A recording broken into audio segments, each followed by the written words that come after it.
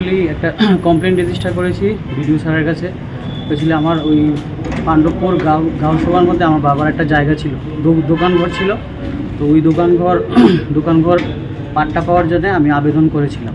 তো সেই আবেদনটা আমি যার কাছে করেছিলাম, তো ওই আবেদনটা আমি ঠিকভাবে পাই নাই।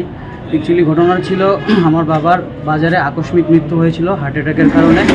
তো আমাদের এখানে জায়গার যে পাট্টা সব কিছুই ছিল, কিন্তু বাবা আকস্মিক মৃত্যুর কারণে কোথায় সেগুলো আমাদেরকে বলে যেতে পারে নাই।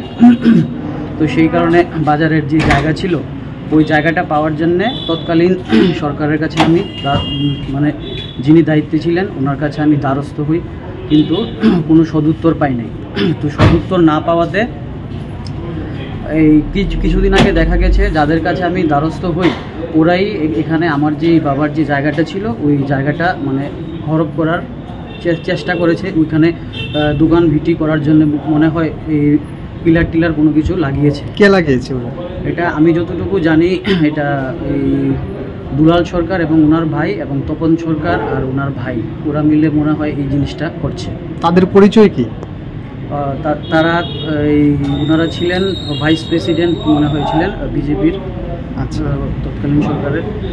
তো আমি এতটুকুই জানি। তো আমার অ্যাকচুয়ালি এখানে আমার একটা কমপ্লেন রেজিস্টার করেছি ওইটাতেই যে আমার যাতে এই জায়গাতে আমার বাবার যে জায়গা ছিল, আমার বাজারের যারা সদস্যবৃন্দ ছিল, মানে আপনার বাজারের যারা ব্যবসায়ী তারা সবাই জানে এই জায়গাতে আমার বাবার 35 বছর ধরে আমার এখানে দোকান ভিট ছিল।